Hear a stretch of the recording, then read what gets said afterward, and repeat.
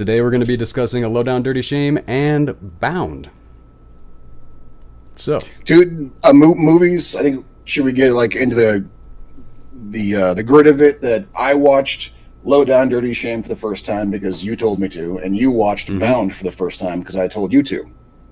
yes. And I want to put this out there. Nobody has ever recommended Bound to me before. This is the first time I've ever heard of this. This is the first time I've ever seen pretty much any advert for this.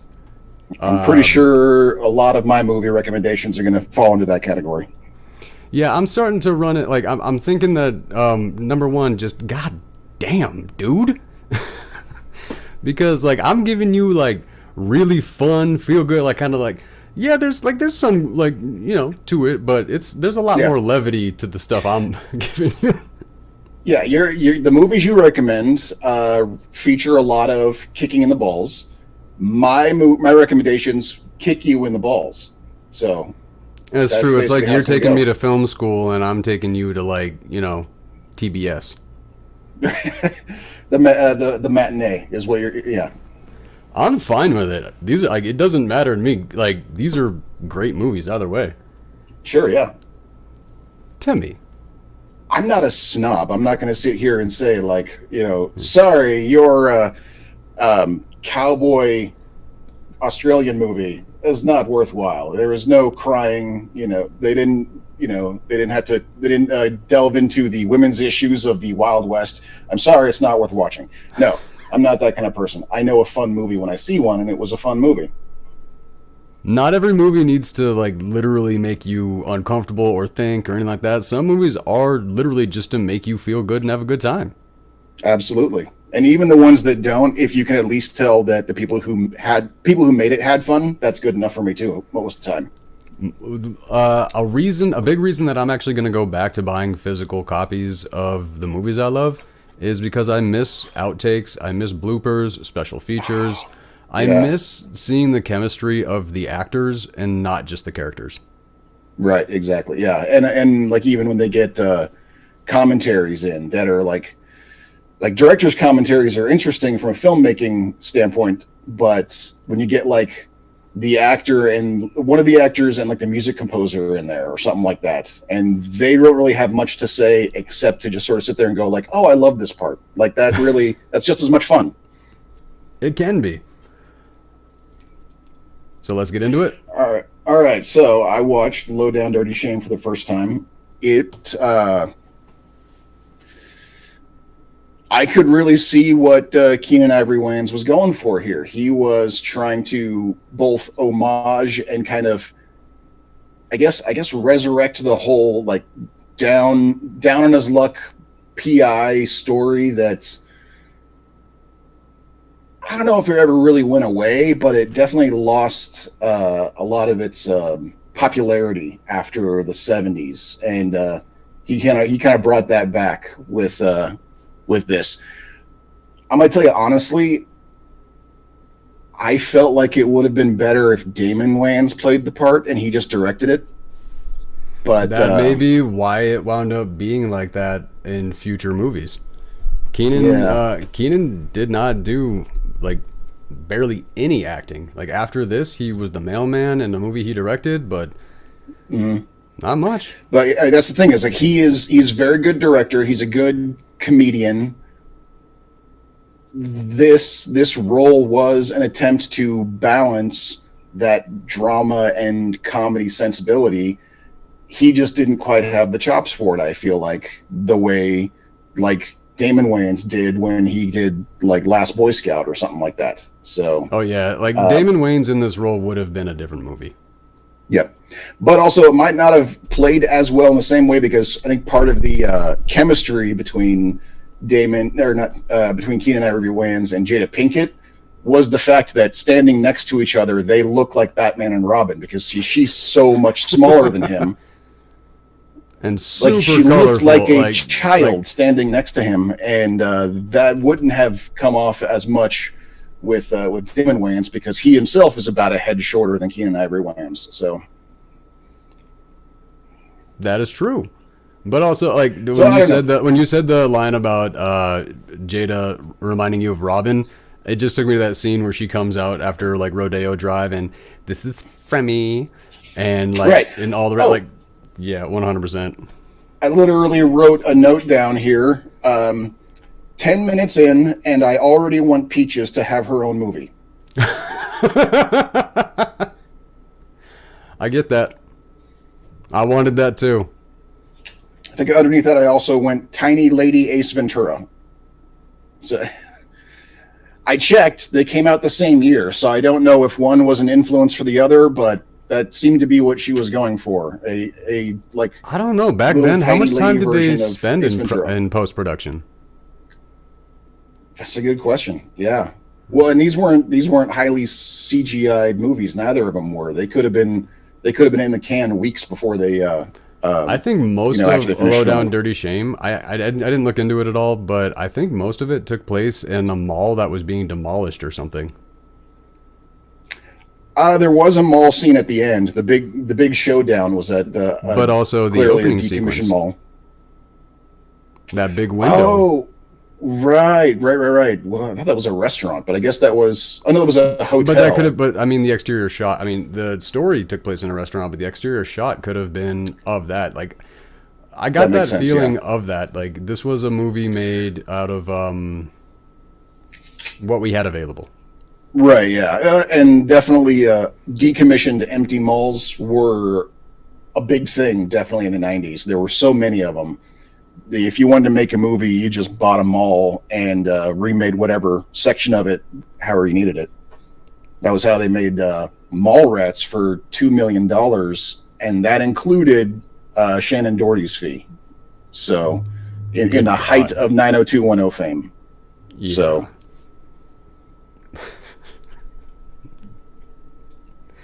the farting, the farting oral sex scene, just. I'm sorry, I don't know why. My brain went right there.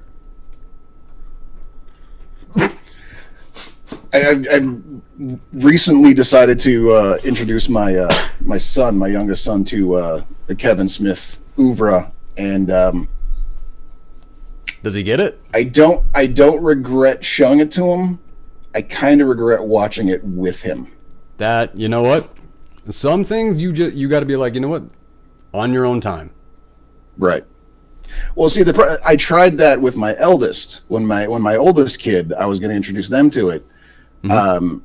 And when I came back, like, a couple hours later, I was like, what'd you think of Clerks? And they said they shut it off after 20 minutes because it was boring.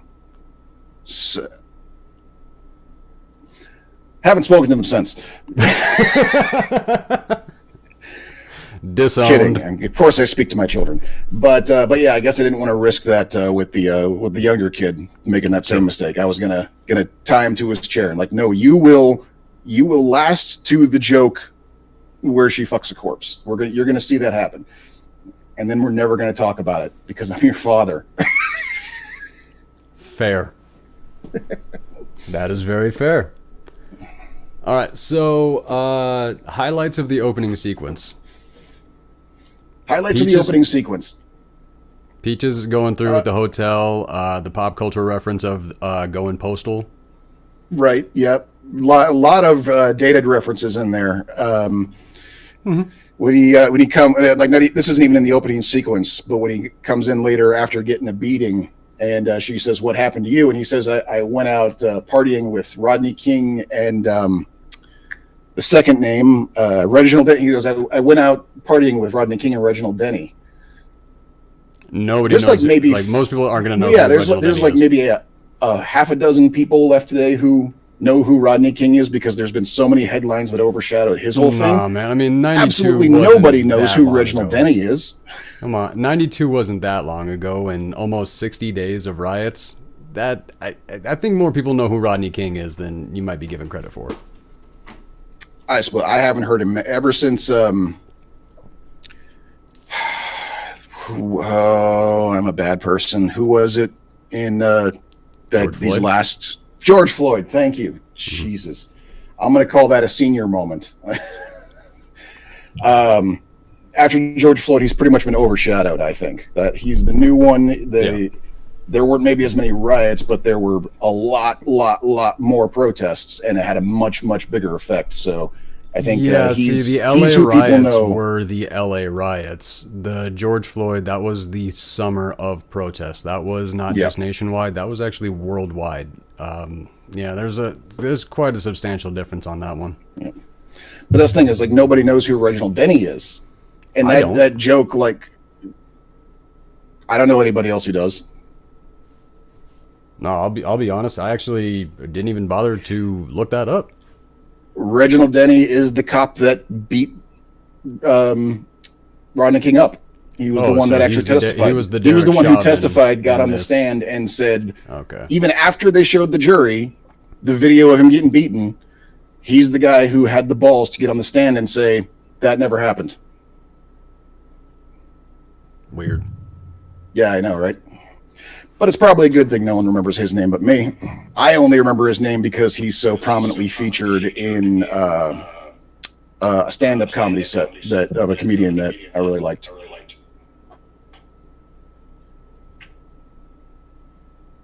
What's up? Why do you look perplexed? Doc, I can hear you through my headphones. Huh? I can hear you through my headphones. Oh. Maybe that's where that echo was coming from. Okay, let's go ahead. So it's actually working for the first time ever. Well, if you can hear me, then yes. Like, I'm gonna hang up the Facebook thing here. No, I can tell you right now for sure. I only hear you in the ear that I have the earbud in. Okay, so we'll keep this. All right. Yeah, we should keep doing it this way. All right.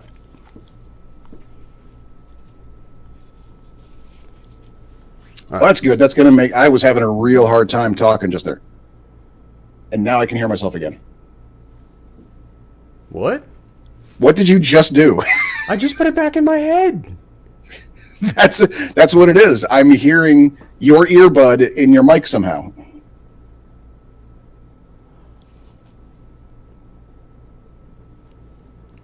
We're going to go like this.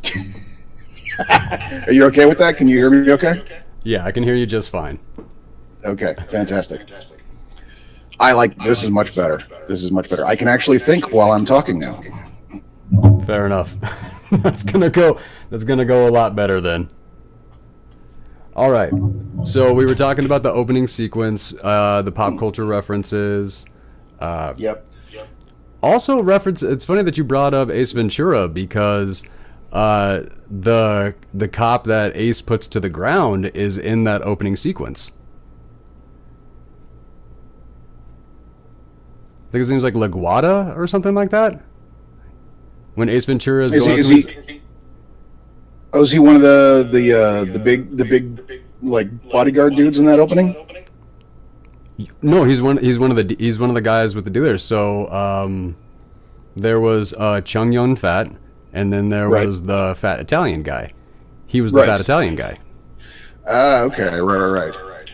You know, I'm not surprised.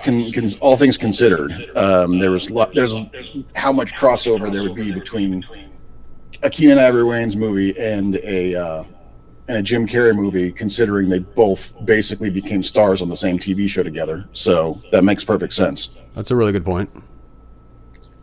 That's a very good point. Which is why it doesn't seem that strange to think, was that where some of that Peaches' character, like, was there a crossover with Ace Ventura? Was Jim Carrey hanging out in the set when they were filming? Did Keenan like literally walk up to Jada Pinkett-Smith and said, "See that guy over there? I want you to basically be a chick version of him. Just watch him eat lunch and then do that." God, her physicality, that would make sense. It was the most animated character I have ever seen her do, and I have seen Catwoman, so it's Catwoman. She wasn't she like one of the villains in that? Am I thinking of somebody else? Halle Berry's Catwoman? Yeah.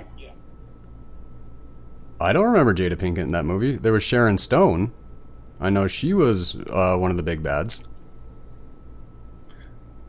Okay, well, it still stands. That's the most animated I've ever seen. That is not a movie that sticks in my memory, though. So if Jada probably is in not there, for me. I I'm not don't gonna think I know. actually watched it. I think it was one of those movies on in the background at a party type things. Oh no, I was a teenager and that was Halle Berry. I watched it. Oh, okay. I'm not going to judge. I'm not gonna judge myself either. That was a teenager and that was Halle Berry. What? Wait, what?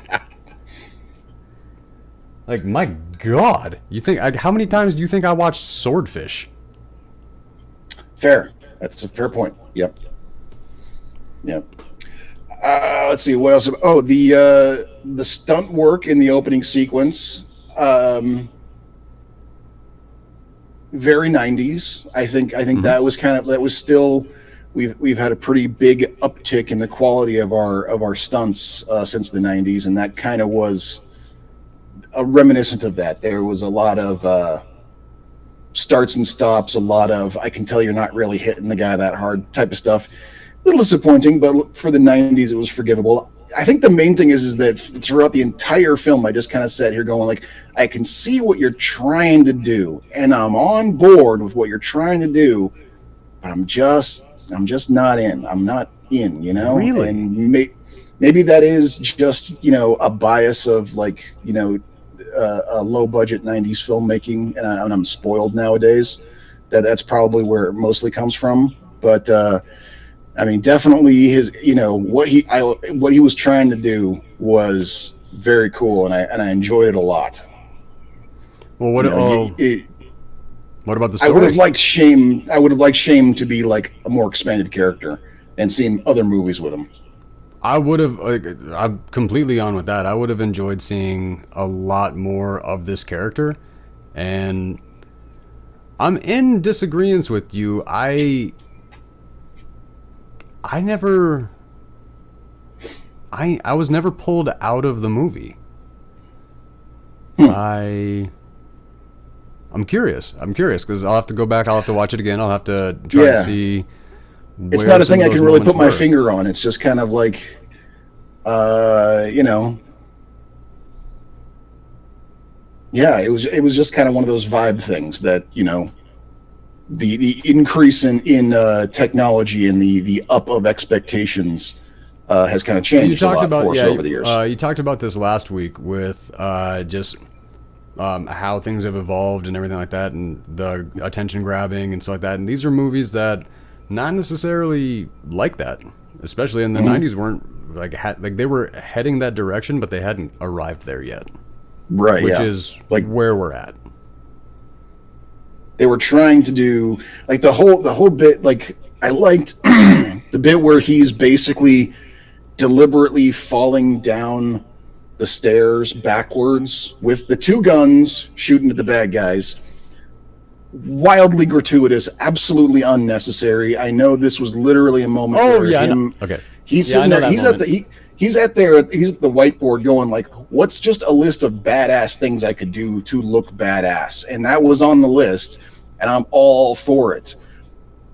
But it did just kind of look a little blocky because he can't actually fall down the stairs backwards. He would fucking die if he did that. And so it just kind of But I it had a do bit of a muppety remember. quality to it as he just sort of like gently glided slowly down the stairs. Um, But there was a moment that I did appreciate because I remember that moment actually very, very well. And after he slides down the stairs, he pauses a moment to make sure that it's clear before he goes. And I appreciated that moment because that made it look less choreographed, like it was woo, like there was right, actually a moment of hesitation. Okay, clear, go. That I right. remember. I remember that moment. That tiny detail. I really appreciated that itty bitty detail. And I'm with you there. That was good. Yeah. Nowadays, there's at least some moral quandary, where he's like, do I really want to take this far? And yeah, none of that. Like Shame was just fine with opening fire in a crowded room. Oh yeah. So then, let's see. After the opening sequence, when we got Sonny and he made his appearance, and Yeah, I meant to look it up, but he had a TV show back in the like '80s or '90s, and there's a few scenes that I've seen from that show that were really, really powerful. Do you know what it was? I don't recall. I knew I had seen him before. He definitely was an act like that. Well, I mean, just about everybody in this movie was a familiar face in one way or another. Yes. So, but I didn't know where I knew him from. Okay. So I can't. I suppose we could look up who he is, but I did not do that. Yeah, I did. I just sort of spent the whole time going like, that guy, that guy, that guy. Oh, it's her, and yeah, basically Jada Pinkett and Keenan Ivory Wayans were the only people whose names I knew, and really they were the only characters that mattered. I guess the competing love interest kind of mattered as a character too, but I didn't recognize her. I don't know. Is she somebody I should know? I don't actually remember. She is. Let's go ahead and pull that up real quick. I'm trying to remember her name. I'm gonna feel real stupid the second that I see it. Salli Richardson. Yeah. Yeah. So what do Salli, you know her from? So let's see. We know her from, well, she was in Anacondas. She was in like every episode of Eureka. Did you ever see that show?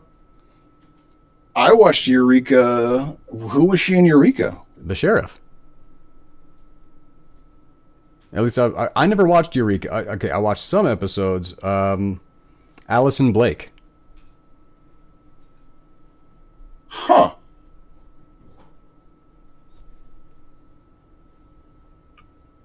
I don't remember. She was also the wife in I Am Legend. She was Gloria in Black Dynamite. She was Rebecca Montez in Black Lightning. Like she never stopped. She So this is a 31 episodes of Stitchers. She is Stitchers. She was Jane Barrow for 3 episodes of The Newsroom, which is a great show. Yeah, she's got it. I mean, it goes. So yeah, I should have recognized her. It sounds like she's been in a bunch of stuff. She looks a little bit different though. It's kind of like Vivica A. Fox. Like when you see Vivica A. Fox in Independence Day, and then you see her in pretty much everything else after, she looks a hell of a lot different after that first big appearance. Sure, yeah. Like I still struggle with that because like I'll go back and watch Independence Day and I'm like, God, I know Vivica A. Fox from so many movies. I really know what she looks like. How is that her? Hollywood magic. Charles S. Dutton. That's who played Rothmiller. Oh, right. Yes. And yeah, he was in Alien 3. Like there's a lot of things that he was in, but I want to check and see what that sitcom was from like the 80s and 90s. They set him up too, like Gothica, he, like again, Sopranos. Like in the same sense that if like Shame had been like some sort of like series or franchise or something like that, they set Sonny up to be like some sort of mainline antagonist because the way he kept like shouting his name, like I am Sonny Rothmiller, like you Rock. Need to know that I am the bad guy, you know. Rock. The show. Rock. R-O-C. Oh, I watched that show. Right. I remember that. There's one scene that I've seen many times over. Every time I see it, I have to watch it all the way through. And it's like a pimp or a drug dealer or something like that. And he comes through and he tries to threaten Rock and his family and all this stuff. And Rock he ain't having none of it. Like just the level of dad that he presented in that scene. Man, loved it. Yeah, that was one of those shows way back in the day, way back in the never times when the one TV show on planet Earth that everyone was watching, that you could be sure that all your friends had seen, was The Simpsons. It was the only TV show. And every time Fox wanted to test out a new show, they would do it by putting it on after The Simpsons. And Rock was one of those shows. That's how I saw it. It's for its first season, I think it was on right after The Simpsons, and then it moved to another season moved to another time slot after that. to make room for whatever the next show was that they wanted to try out. I know that I didn't see that when I was a kid. Weirdly, all of the shows that I saw as a kid were like really, really old shows. I Love Lucy, Nick, like basically Nick at Night. That's where I was getting Right. Yep. everything. Yep. So yeah, the way that they set Sonny up, like they gave a lot of history, a lot of backstory, a lot of world building to this particular situation. Yeah. I would have loved Like to see how, like- backstory. I would love to see more story, but the fact that I actually would love to see that tells me that they did a good job with this movie. Like I actually care That's the about thing. everybody. I appreciated the fact that they did their exposition in very subtle, very natural ways. You know, like a lot of photos at movies the like beginning. this, the photos at the beginning, a lot of movies like this would have dropped the details of his and Angela's relationship, like right in the beginning. Like right when Sonny shows up to give Shane the case, a lot of movies would have just done a total info dump on everything that happened between Shane and Angela right then and there. But they didn't. They saved it for when he finally finds her, and the first thing that they do is start arguing about who left who. And I'm like, that's smooth. That is some quality storytelling right there. But it's also real. Yeah. Like that's how that would go. I believed it. I'm not saying that's how it would go for me, but I absolutely believe that that's how that would go. And I think that's the. Where were we? So I believe where we left off, we were talking a little bit about Rock, and we were talking about Vivica A. Fox, Eureka. We were just pushing through with the chemistry of Jada Pinkett and Keenan Ivory. Right, yeah. I was talking about how I keep losing my train of thought.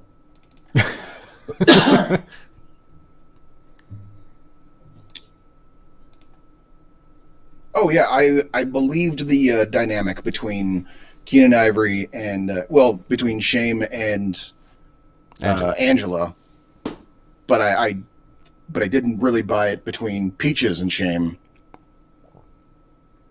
It like for someone as capable as her, I felt like she was a little too desperate.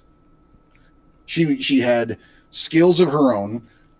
She had money of her own. Why the hell is she playing Robin to his Batman when she could just be Batwoman, clearly? That's a pretty fair point. And I think it boils down to the power of love, baby. I mean, really, because that's what most of those stories, I mean, they don't make sense. It's like they're there because they want them there. So, but I do get that. I'm glad you have so many things to bump shame on, or a low down dirty shame on. I don't feel so bad about what I'm going to do to Bound. Oh really? Oh yeah. Not entirely, but I got some things. Okay, all right. Let's see here. I'm gonna check my notes. I think I covered. $10,000 is life-changing enough to get you to run out in your day job. God, I miss those days. $10,000. Yes, in the scene where he gets the perfume store when he's tracking down Angela, he gets them to close the perfume store. Oh, Kim Wayans! I told you about that. Yep, I told you about that scene. Kim Wayans. Yeah. And my big toe's been swollen, and my uterus is doing flips all day. Oh my god, dude! Oh, that kills me. That slayed me. Yep. And she runs out on the job, kicks everybody out for $10,000. Which, don't get me wrong, $10,000 is still a lot of money today, but like, yeah, today I would still have to stop and think about it. Like, $10,000 isn't life changing the way it used to be. It maybe will float you for a couple extra months, and do you really want to risk your job on that one nowadays? Not like back in '94 when absolutely like you could wave a $5 bill at the front door and people will walk out their job back then because we could. I'm not so sure times. about that though, Doc. $10,000 would be an entire year's worth of rent for a lot of people.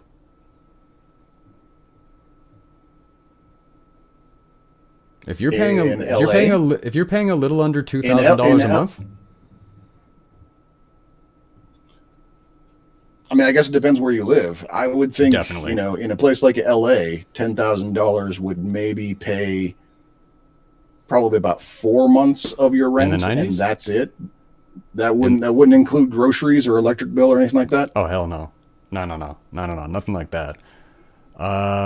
So you'd still need your job. You'd be doing a lot better for those few months because your rent is paid, but you'd still want to hold on to your job to pay your electric bill. So fair enough. I want to throw some points to a low down dirty shame real quick. Okay. When Peaches is on the phone and she's describing like this whole situation where this guy died and this person's cheating on her, everything like that, and you're like, damn, Peaches, what's going on with you? And then you cut to and you find out that she's talking to her friend on the phone and telling her about a soap opera and all this stuff. They're both watching the soap opera at the same time. That's the crazy thing too, because it's like she's talking to her like her friend hasn't seen the same episodes she has. Wait, I don't think they were watching at the same time because no, they absolutely were, because their girlfriend was like, "Don't leave me hanging, don't leave me hanging." But yet at the same time in that same scene, there was a bit where like a character on a woman on the TV walks up to the guy who was their love interest. Oh, that's right. And the friend and on the phone says, like, "What's this bitch bitch want?" Yep. Right, without any prompting from Peaches. So they're watching it together. Oh, that's right. Because the part that I'm talking about was Peaches recapping something from a previous episode, I think. Because she was maybe her friend had missed that episode, and so she was letting her know what had happened. Okay, that makes more sense. I think that's which actually does bring me to one of the things I did appreciate was the scene where Peaches assaults the soap opera star. Chad from As the World Turns. Nothing to do with the story at all. Like literally, no. There wasn't a callback to it later. That actor though has Peaches been in over saves the day by pulling out a gun episodes. that she pulled off that guy. What's again? That actor who played the soap opera guy, he's been in 3,000 episodes combined of different soap operas. Wow. Yeah, him. Yeah, no kidding. No, seriously. I have no idea who that guy is, but that guy has... He is the soap opera star, apparently. I guess so. But, yeah, I absolutely loved that scene. When Shame shows up to Peach's apartment and the whole scene that we're talking about, when they're talking... like, okay, first off, this year, Jake Paul versus Mike Tyson... I love that we're getting to talk about Muhammad Ali versus Mike Tyson because like that argument that they have there. I do appreciate the fact that Shame did put some consideration into it, but because of all the things that would make it a little bit iffy, Shame has actually made the decision. So he had the option to potentially take advantage of this young woman, but he absolutely made the intentional decision of turning her down, continuously turning her down, and trying to draw that boundary. Her ass was the one who was definitely not taking no for an answer. But he was actually doing like a pretty chivalrous thing of being like, we have nothing in common. Yeah, you're smoking fucking hot. We have nothing in common, and I'm too old for you. And that's true. I thought that was like a mark of a good guy for that character. And I think that was probably what they were going for there, is to kind of, and I feel like they probably could have like I mean, no, I guess they did do it right. It was just kind of like, maybe he was thinking the same thing I was thinking. You could do better than me. But I mean, no spoilers, but I just got that moment where he's like with his cop buddy and he's like, Gary Coleman is Mr. Bojangles. What the fuck is this? Right, yeah. I like that. Yeah, that was pretty funny. Like, look at the sky. It's a bird. It's a plane. It's a 50-year-old Puerto Rican. The movie to me was genuinely funny. That's the thing is like there were a lot of. I appreciated all the moments that were there just for character, just for Yeah, like his dynamic with all the cops at the cop station, including the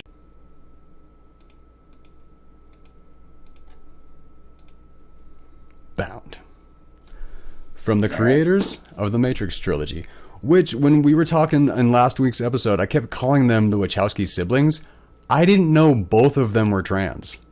I didn't know that they became. I didn't know they became the Wachowski sisters. That I found out after watching this.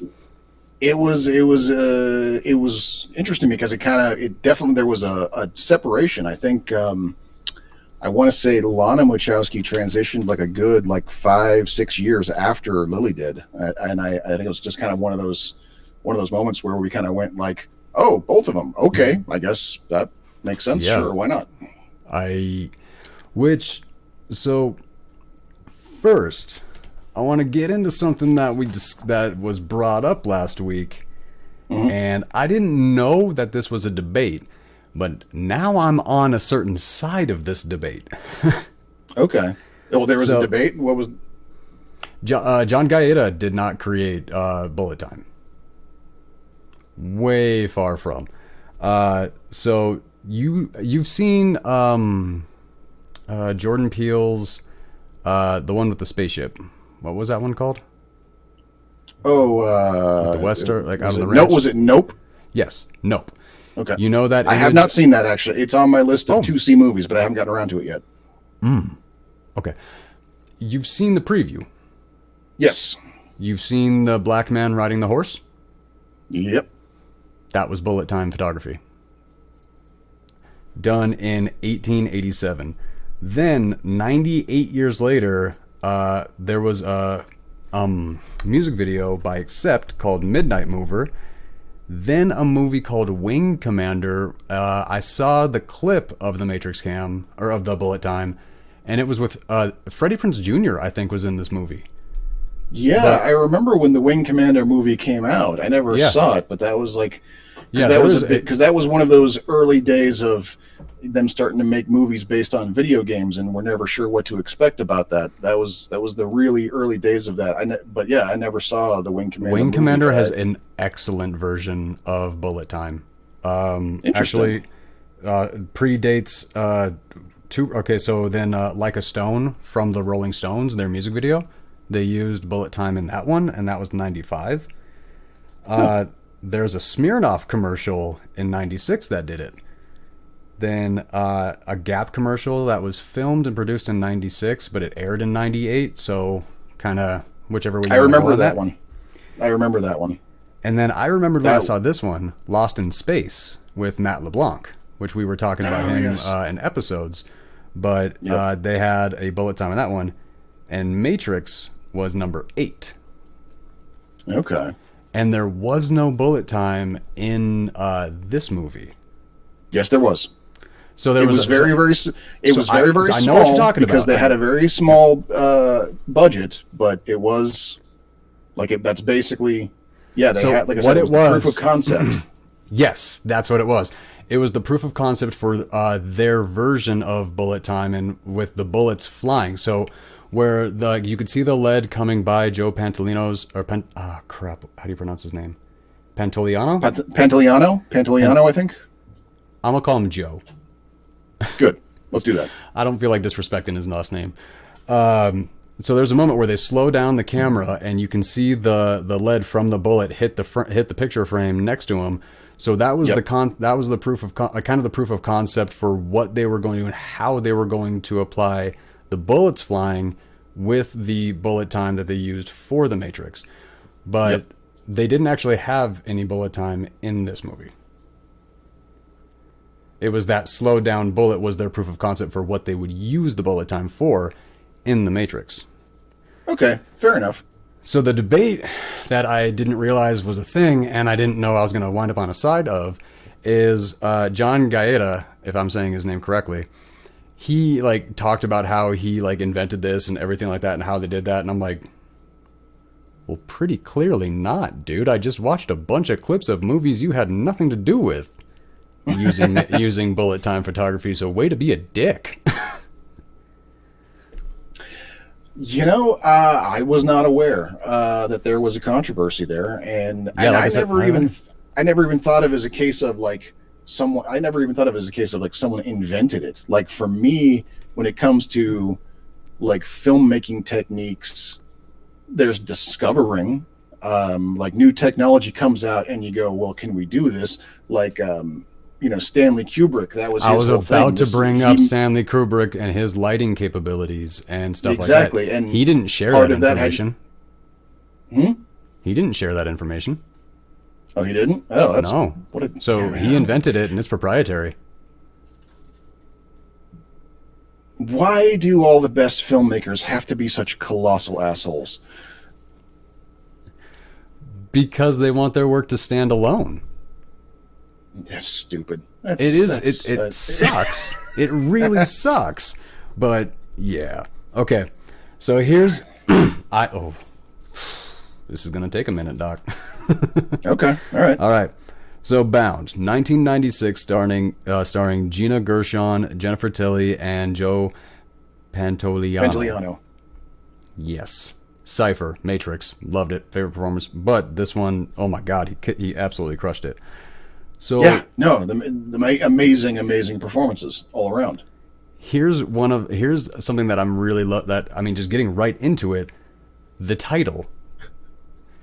When you're watching this movie for the first time, you think bound. You think tied up because that's what you see her. But when you're watching this movie for the second time, they are determined. They are bound to do something. This movie is ripe with double meaning, and I was all the way here for it. Oh God. So the opening sequence immediately shows the Wachowski's style. Immediately. You have Jennifer Tilly's voiceover saying I feels like you're inside me. And then you see the string from the light that kind of looks like I'm sorry, I just had a physical reaction to your Jennifer Tilly impersonation.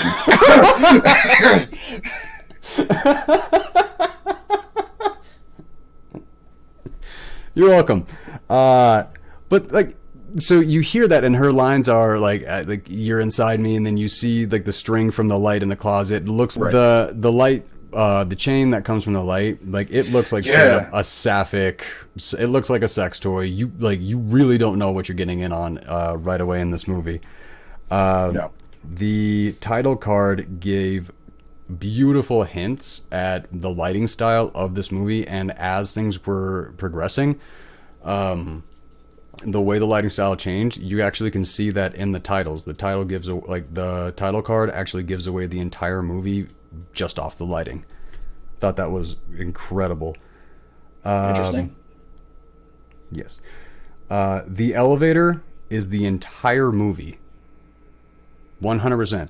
Gina Gershon and Jennifer Tilly go into the elevator. They make eye contact. They have an entire conversation literally behind Joe's back, or behind Caesar's back. He is staring at the wall. Silence. Yep, he is staring right at the door. Power man, focused, all this stuff. And these two women are having this full conversation, and he is completely oblivious to it. So I thought that elevator scene was a great scene. And did they? I don't think they said a single word.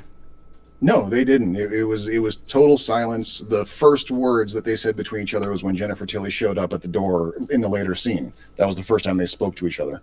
Right. And it set up the dynamic of these three characters perfectly right off the bat. So you're gonna get this right away. Chekhov's paint buckets. Right, I know, right? Immediately. How well was that all executed? I watched this twice, last night and today. The chemistry between the characters was complete, rock solid. I believed it 100%. Gina Gershon's lesbian acting was, for me, really freaking cringy for the first half hour of the movie. And then it gets into the flow. That's sort of weirdly faux butch bit that she was trying to put on. Doing this shit all that shit. I was like, dude, that's a little over the fucking top. And for me, that was pretty fucking cringe. But once they got past the skin, like the late night Skinamax like portion of the movie, and they actually got into the story, shit got good. Like teenage me was very into the first half hour of this movie. Which is kind of amazing about how, like, yeah, it fools you into thinking that that's the kind of movie it's in. Like, we're basically watching, like you said, late night Skinamax here, and then just as that's like, it even seems like it's ending quickly, because like you even get that scene where the two of them even argue a bit. Like, okay, the movie's over, but it's only been 30 minutes. What the heck? How is it already over? And then all of a sudden, like, then the movie starts. Literal actual shit hitting the fan. All right. So what I did is, after I watched this the first time, I did get I watched a lot of reviews. I watched trans women reviewing this movie. I watched gay men reviewing this movie. Like I went like through the whole before or after the first. I watched it the first time, then I watched that, or I caught a lot of stuff, and I was really surprised by a lot of stuff. But I want to keep going with this because I'm going to get to all of it. Okay. Yeah, we just got to that. The bar scene was actually stocked with Susie Bright's friends. Susie Bright, they refer to her as an expert in lesbian politics and gender studies, things like that. So the name sounds familiar, but I have no idea where from. Okay. Well, this movie for one. So the bar scene was completely stacked with Susie Bright's friends, and so all the extras in there and everything like that. I don't know if I can say this, but there is a direct quote from her saying that we stacked the bar with real San Franciscan D words. Okay. I don't know if I can say that without like being flagged or not. Yeah, I would avoid it. That's not. Anybody watching knows what you're saying. Yeah, don't worry about that. I would think so. Derogatory for lesbian in the 90s, and I think still. Right. But it's so weird for me to hear anybody use that, like to hear her use that term. But when Gina Gershon goes to that really like thick kind of like butch woman in leather clad at the end of the bar and she hits on her, that is Susie Bright. That is the okay. That is the expert lesbian. It's such a weird thing to say. Which is interesting because she was like that was the thing that always hit me every time I watched the movie was the little timid leather lesbian at the end of the bar. She seemed like the least authentic lesbian in the entire bar. Bam, bam, bam. Susie Bright, expert lesbian, gender politics in the bar, filled the bar with all of her friends. Gina Gershon hits on her, everything like that. I have some things to say about Susie Bright because we'll get there. The repair scene was so unbelievably hypersexually, like just, oh my god. The way that they had that set up, the hem of her skirt literally perfectly in with her eye line, like that was just amazing filmmaking. Yes.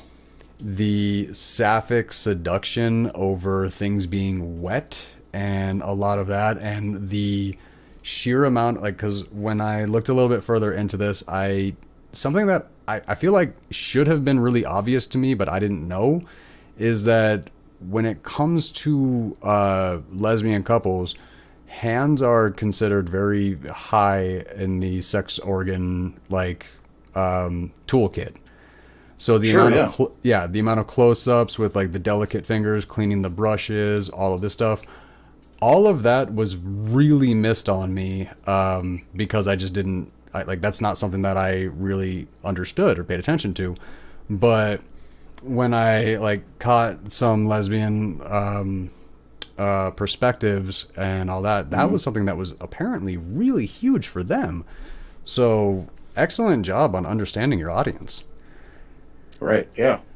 And I missed most of it too. I was, I guess you could say, privileged in that I've had more than a few bisexual girlfriends who were more than happy to clue me in on a lot of these things.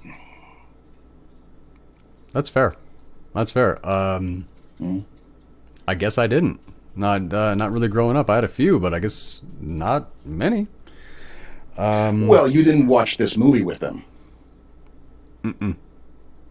That's Like, a really good that point. was the main thing. Is this was the only reason these things come up with conversation with my dates is because I showed them this movie. Okay, I can see that. This is a great date movie. Man, everything's going so much better. You look great, Doc. You look wonderful, sir. You just Thank you. You're bringing the radiance. All right, back to showered for this.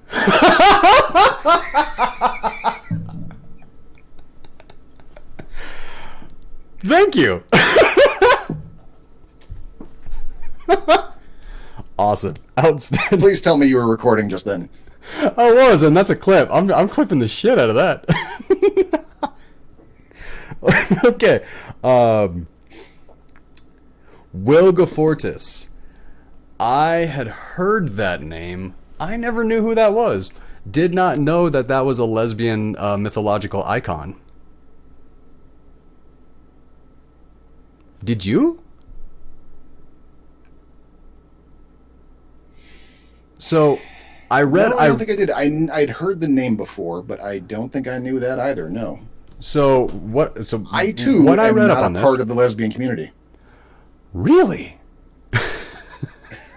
Honestly, Doc, Shocker, I know your circle of friends. You are more part of that community than I am. So That's honestly, fair. That's fair. I do kind of expect you know a little bit more on this than me. Like, we get into military films, I got some of that stuff. Okay, yeah, sure. Yeah, I get you. But completely, oh my god, dude, the autofocus, everything on this is going so much better. Oh, that was such a silly decision that I did. And we're not dropping any frames. We're hi. So Wilgefortis, lesbian mythological icon. So apparently the myth, and I just read up on this last night, like 1 o'clock in the morning as I was going to bed. She was a lesbian and she was being forced to marry a man. So the god, like the Sapphic god, something like that, gave her a beard on their wedding day so the man wouldn't marry her. That's pretty cool. I thought that was cool. I thought that was a pretty cool story too, and I'm a little miffed that I'm, as old as I am, and I never heard that story. That seems like something that I would have enjoyed. It's one of those, like, we can see how we've been robbed with, like, the 100 movies that there have been about Hercules, but there have been 0 movies about this lady. Yeah, this seems like that's a story that I actually would enjoy watching that movie on. Absolutely, yeah. Okay, so on the this is where I start getting into my stuff on this movie. All right. Okay. So, like, I've watched a lot of people like, oh, Jennifer Tilly, Violet, and Corky. They're dedicated and they're loyal and they're all this and they're in love with each other. I'm like, okay, I see that from Corky. There is no evidence of that from Vi. Yeah, no, I remember I got confused because I made a point to rewatch this again before we talked about it to make sure, because it'd been like maybe 10 years since the last time I saw it. A good amount of time. And That's a good amount of time. I remembered there literally being a moment in the movie where it looked like Vi absolutely was going to turn on Corky and double cross her. Well, but she that never had an wasn't opportunity. there. She never once had an opportunity. Once the ball got rolling, Violet was stuck in a position that Corky was her only way out. So she was forced to show pure dedication because she was in that situation. Corky showed pure loyalty and dedication to her. Jennifer Tilly, her character Violet, never had that. In fact, like even like I watched it the first time, I was like, wait a minute. Violet was trying to work with Shelly to get the money and all this. So Violet started this whole thing. Shelly got busted, and then all this happened. So how is Violet looked at as such a good, like, an iconic character and everything like that? Like, she pretty much is the basis of this. Because, and I'm gonna go further into this. Is she a hooker or not? Because she tells Corky that she's a hooker. Yet, very shortly, or before that, we see Caesar walk in on them, and he thinks there's a dude in the room. He's like, "What the fuck is this?" And like, he has like that whole thing. So, is she a hooker or is she not a hooker? Because that whole scenario right there, that entire scene, basically played it up that Violet was lying to Corky about her job. Right. Well, and my whole take on that wasn't so much that she was a straight up hooker as much as she was someone. She said it was her job. That's how she gets what she wants and or needs. Like, she seduced Caesar to survive, and she lets the other guys in the business have their way to a certain degree to keep the friction from getting too bad in the family for Caesar. Well, she does say that when Corky like is like, what's or we're saying, she's like, I'm not you, like I am you, I'm just smarter. Like, right. And to a certain degree, part of that whole dynamic is at least the veneer that none of it happens in front of Caesar. Like, Caesar's got to put on the airs that if there's another guy in his house, he's gonna be the man about it. That's his whole mafia act thing. Oh yeah, like he has that Caesar like puts his arm around her, like, and everything like that, like showing the possession of her. Right. Okay, this is just me nitpicking. This is just me being a nitpicky little bitch, and I completely understand and recognize that. But they have the nice as fuck apartment, and he has no money clip. He has all that hundreds of dollars wrapped up in the thinnest rubber band I have ever fucking seen. Like, not even a thick one, but just like literally, it looks like they just pulled whatever was off the production notes. Like that. While we're on the subject of that apartment, so many circles. Like, whoever I got some details on I got some details on that as well. So the only two parts of that were actually the apartment building was the hallway and the staircase for the chase scene with Caesar and Violet. But what I really enjoyed is that scene where they have like, nope, I'm gonna get there. Okay, all right. Okay, the very deep focus on hands. We talked about that. Okay, the sex scene. All right. I did quite a bit of reading on this because there was some yes, there's an argument for this to be the best sex scene in all of cinema history. I'm right with you. This was absolutely fucking incredible. And it was so incredible that when they went to the MPAA, they originally received an NC-17 rating, and one of the Wachowskis, I can't remember which one, and I don't know what their names became, from which I don't know. The Wachowskis. One of the Wachowskis is I'm going to go with. Okay, that's fine. They went to the MPAA and they were like, how can you give this an NC-17 rating? There is a boob. They're like, yeah, but the way that it's insinuated and how it's performed. And so the Wachowski got so pissed off because he's like, wait a minute. You're telling me that you want to up this fucking rating because they acted too good? And they were like, yeah, I kind of guess. So they had to go back and they had to choose a different take because the performance was too good. Not because they showed any hoo-hoo, not because they showed any ha-ha, a little bit of boo-boo, but that's literally it. I don't know where those words came from. That's just how that came out. You did put the content warning on this. You can say the words. Yeah, well, yeah. But also, that's the beauty of improv. You don't know what you're going to say. Okay. Okay, yeah, so the initially was NC-17. One of the, actually, no, not one of, the main reason, the absolute biggest reason that this entire sex scene was shot in one take was because the film was edited in Italy, and the Wachowskis were really concerned that if they put cuts in there, it would make it too obvious and very easy for them to use body doubles and insert pictures of a butt or a boob or something like that to up the gratuity of the scene. But if they did it in one single action sequence, you couldn't add any cuts in there unless it, or else it would completely break everything about the scene. Right. Going back to Susie Bright, she consulted on that sex scene. So when I said I was going to say some things about Susie Bright, all of that stuff kind of sketchy. Like, she got to consult on this film, and then she got to stack the bar with a bunch of her friends. Her stipulation for being in the film was that she had to be on set for the sex scene. Now, to a degree, I do understand that and stuff like that, but like if you're choreographing it and everything like that, I get that.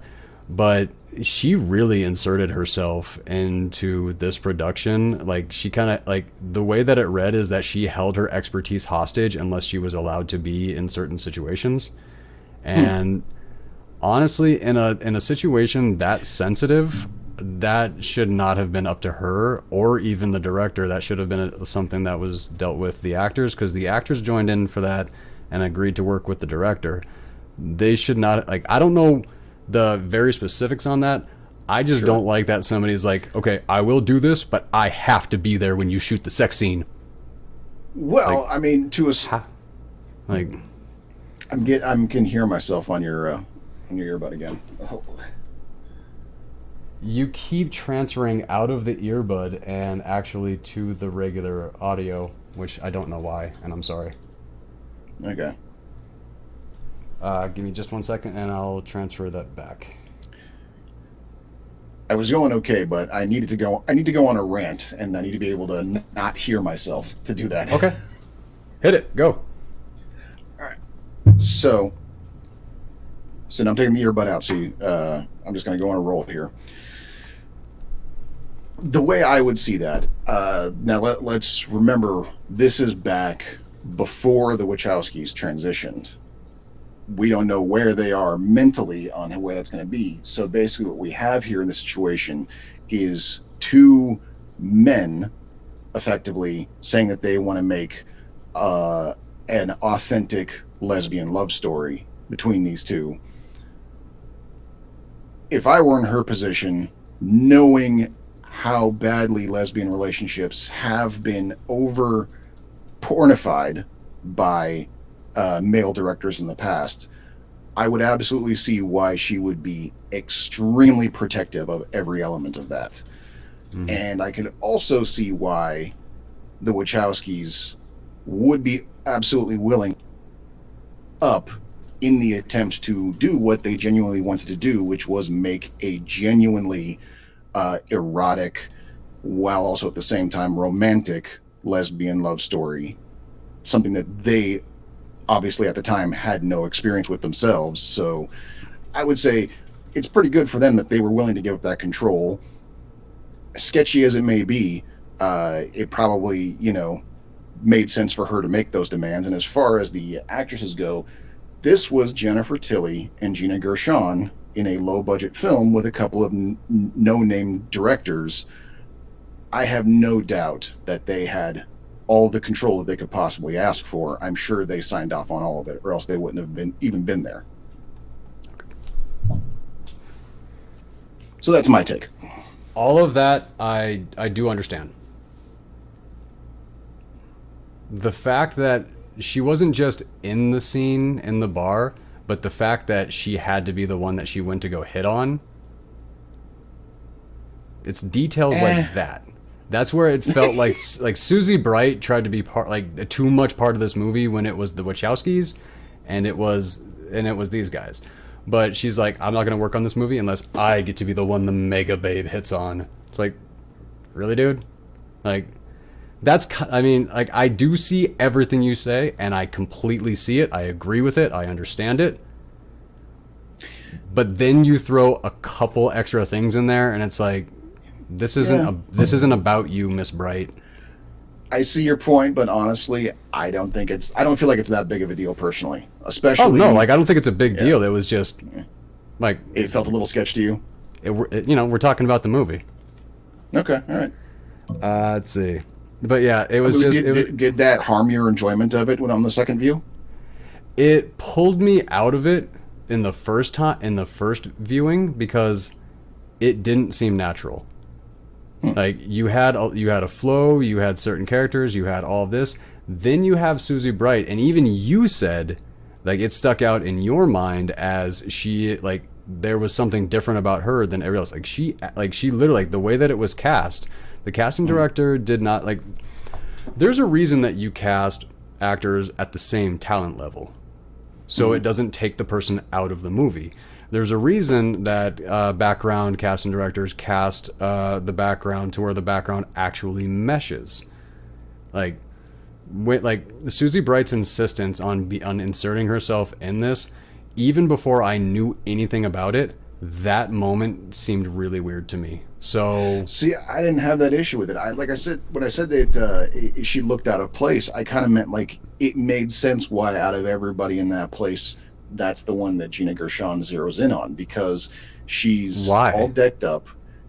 She almost looks like the way I took it from just like, first sighting, the way what happened in my head is that she was basically someone who's just starting her journey outside of not dating men anymore. Like, she's all dolled up, but she looks kind of timid and uncomfortable.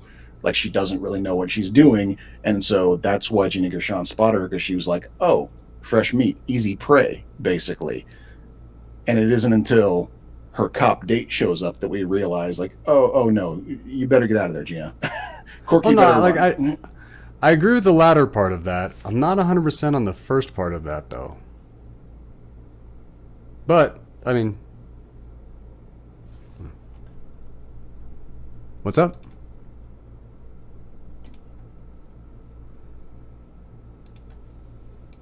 I don't know. Like I said, but different perspectives. That's just, yeah. All right. What's next? Okay, what else you got? Good. Okay. Let's see. Yeah, the sex scene. Susie Bright helped choreograph the sex scene. And she deserves an Oscar for that, then. I'm not discounting her work at all. That is not any part of what I was saying. I want to be very clear on that. The job she did and her skills that she brought to the table were excellent. I hate when directors throw cameos to their buddies. That is one of the biggest things that I fucking hate about independent films and stuff like that. Like, I really hate it. It always breaks shit. So this actually is one of my personal pet peeves. Like, you have a lot of really great stories, and then all of a sudden it's like, oh, the director's buddy comes in to make a cameo, and it completely does not match what is going on in the story, and it's just a one-liner or something. I see. Okay. So that is a personal. That's a Bradley. So you're thing. saying they should have got Roger Daltrey instead? What a fan. I don't know, Cher. I don't fucking know. But, like, Jewel, somebody from the 90s. I don't fucking know. It just... Oh. I didn't like that. That's just... Jewel would have been good. Jewel would have been good. Okay. Wait, did I do this wrong?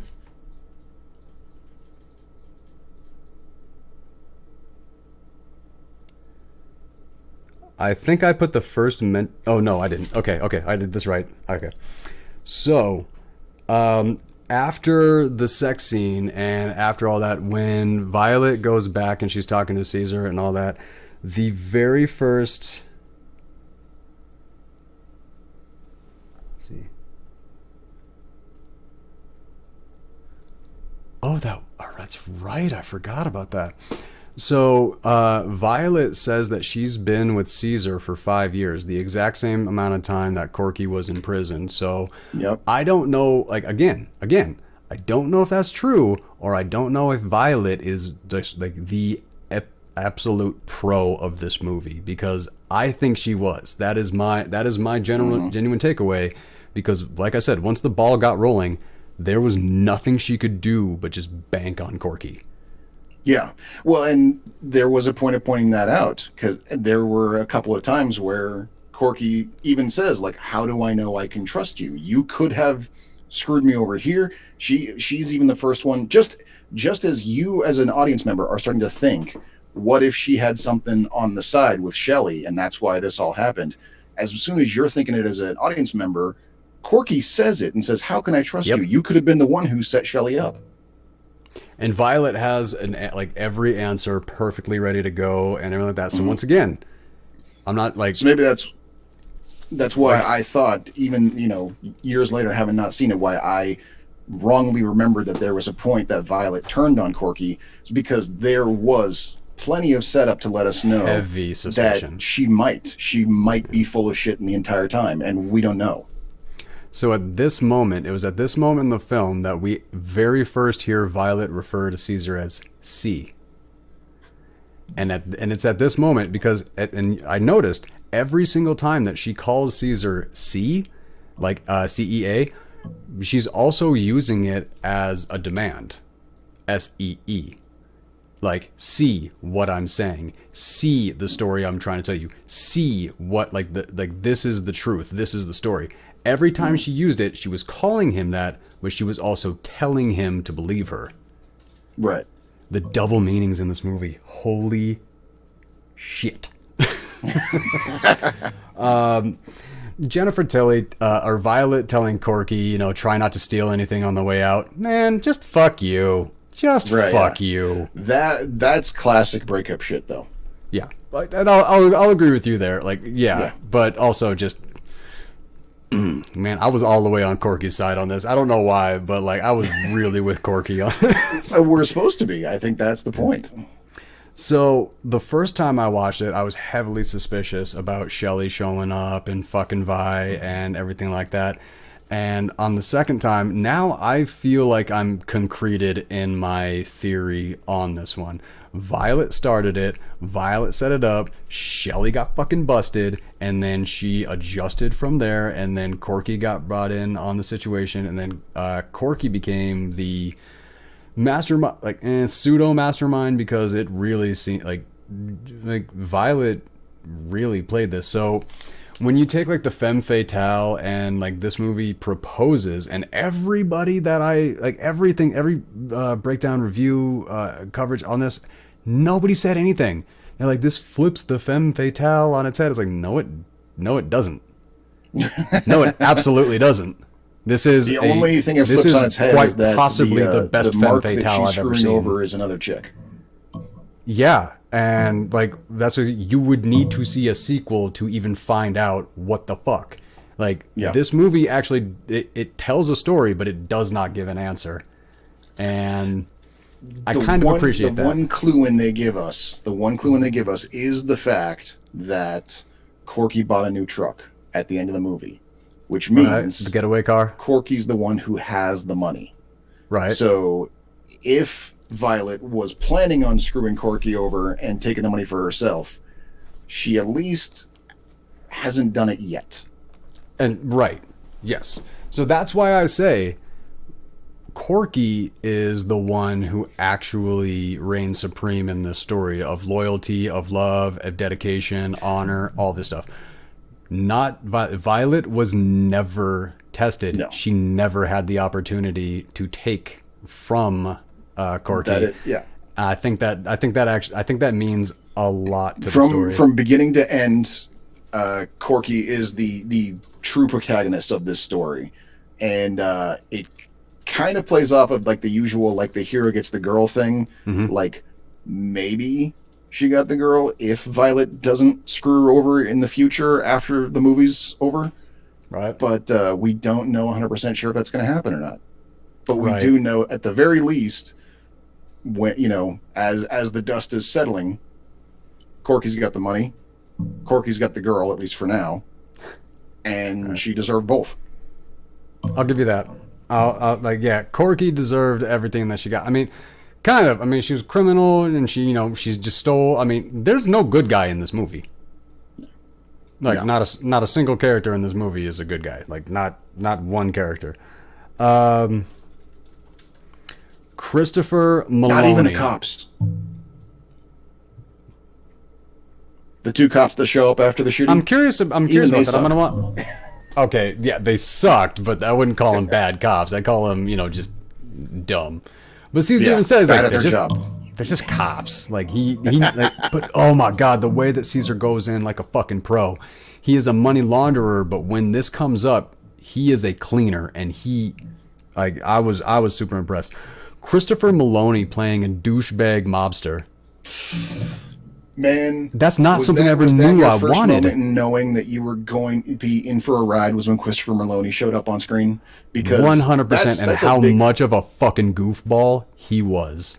He was such a wonderfully delightful, just complete fucking douchebag. I hated him, and I loved every second he was on screen.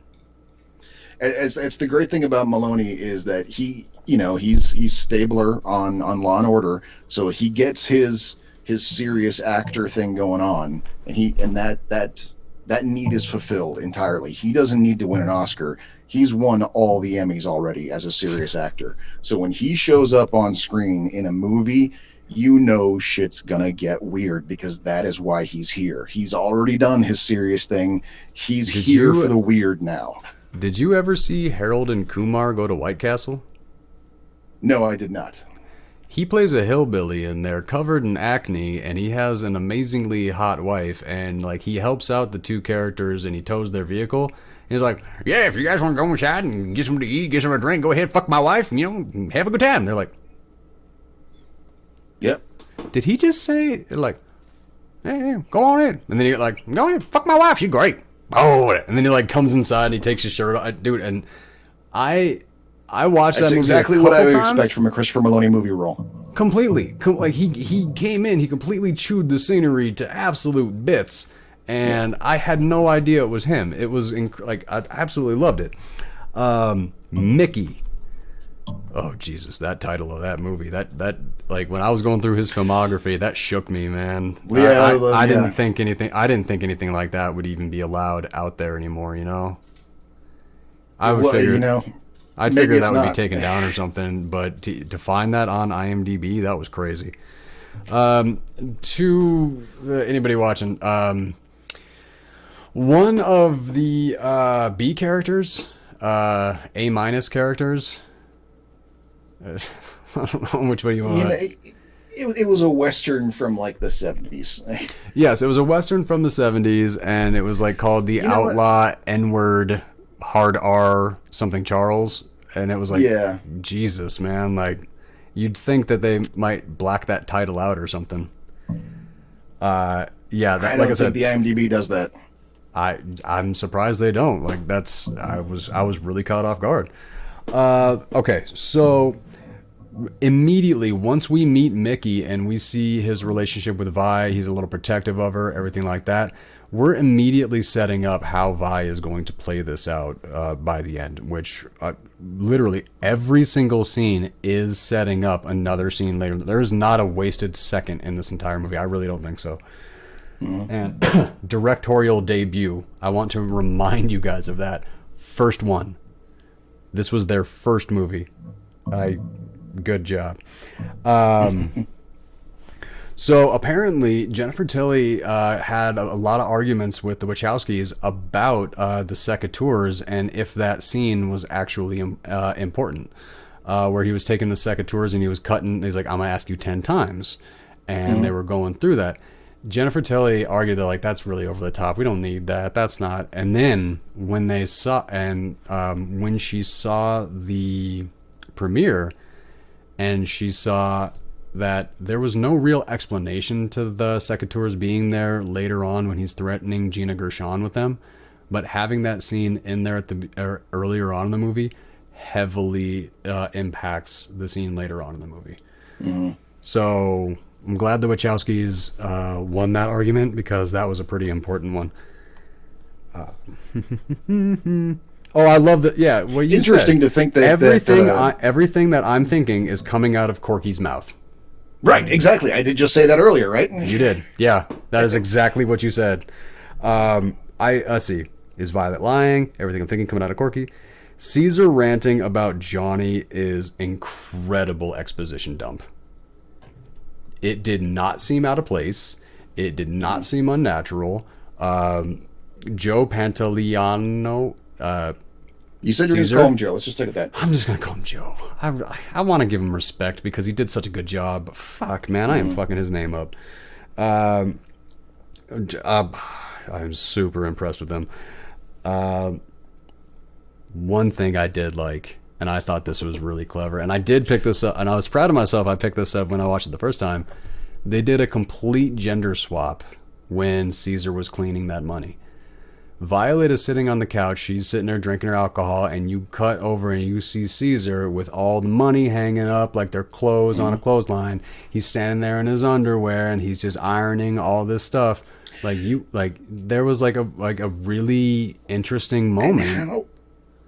Picture perfect too. Like when people talk about the whole every frame of painting aspect of movies, but that shot of all the strings of money hanging up with both foreground and background, with Violet sitting right there with her drink staring at it, you could frame that and put it on a wall, and it would be the most beautiful piece of art that you own.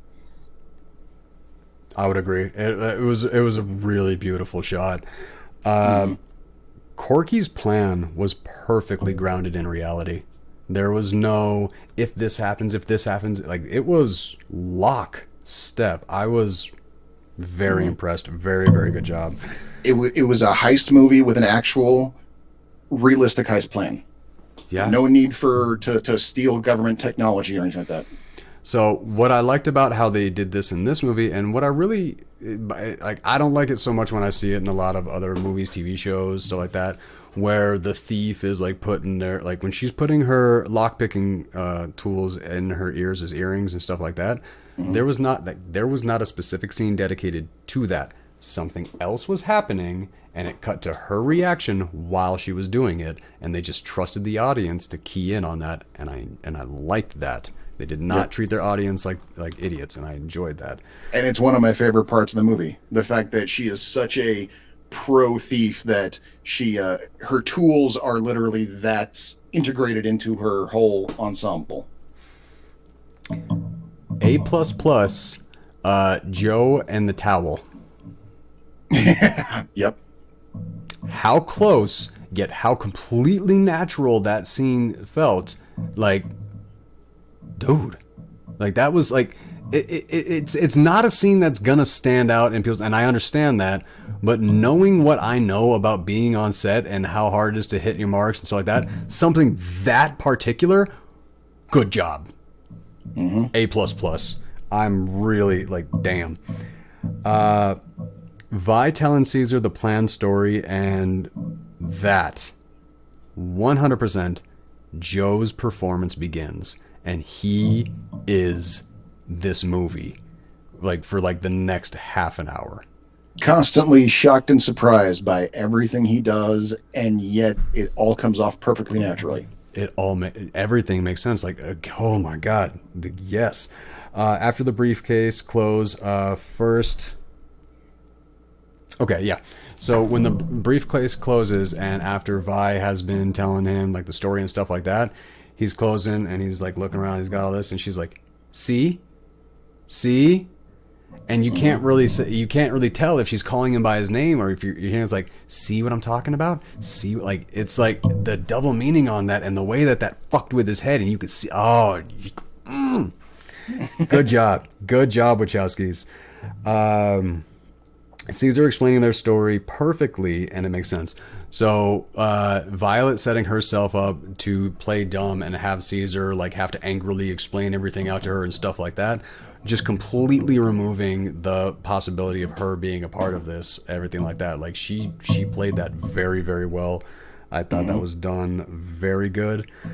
I did not like the camera following the phone cord.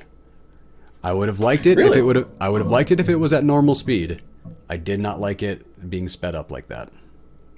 See, I thought it was a nice little like.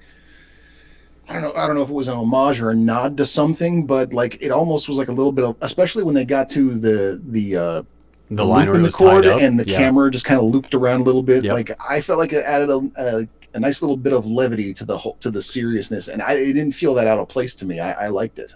I just didn't like that it was sped up. I wanted it like, because there was no other scene in the entire movie that was sped up. That was literally the only one. That's a good point. It's not really the first time they followed a chord of some kind, and those were all super slow. Yes. Which I bring up a bit because the way that they zoom out from the gun barrel is the exact same way that they zoom out from the phone at the opening sequence of The Matrix. Yeah. Which I thought was... No, this entire movie was just a rehearsal for The Matrix. A trial run, yeah. Okay, yeah. This was a great... I thought this was... If this was intentional and this is why they did it, then I completely agree and I love it. So you have Violet jump on the phone and call Corky, which is a super fucking stupid decision to make at this point in the story. Caesar is right fucking there. But she successfully makes that call, which sets it up for later on. It's possible that she might successfully make that call. So when she does it the first time, everybody in the audience is like, what the fuck are you doing? Get off the fucking phone, because you're going to get caught. And she doesn't get caught. So later on, we're like, the second time, is she gonna get... So it adds a moment of doubt, and then it's completely ripped away from us, and it is beautiful expectation. Well, and that just kind of adds to it, because that second time around, we are actually surprised that she got caught, because our guard is taken down. But we expected it the first time. That's why I thought the duality of those two scenes was it was incredibly smart to include that in there. Let's see. Okay, we just talked about that. Johnny's cocky face when he's like sitting behind his dad, and his dad's like, you gotta respect, you gotta show Johnny the same respect that you show me. And then Johnny's sitting behind like, right. And then like he just cuts it super, like how well Christopher Meloni did that. I was so fucking impressed, man. Why the fuck was he not in the Matrix movies is what I want to know. That's a good question. My first guess would be how long the production of that movie was. He probably couldn't get away from Law and Order enough time. I could see that. I could very easily see that. But I do got some great examples of some of the other stuff that has come out. There's an action movie that was from like the 80s, I think. It's called Blue Steel. Are you familiar? I have heard of it. I do not remember if I've seen it or not. I was obsessed with that movie when I was like 11 years old, which is kind of fucked up. But the bartender of the lesbian bar, she plays the wife that gets murdered in that movie. So when I saw that, I had to go research that. I was like, I know this woman from somewhere, but I'm not sure where. Okay. All right. When Caesar closes his eyes and he accepts his fate that he's gonna have to kill Gino, I liked that. Like, Gino's coming in and he's coming getting the gun, everything like that. Also, Gino, like that scene where he looks up and he's just, no, where's my money? Like, dude, that is not an easy thing to look directly and deadpan the camera like that and give a delivery that good and just look not just to the dead space or the middle space. He went from nothing to right into the camera, and his eyes did not adjust one bit. That is a fucking pro.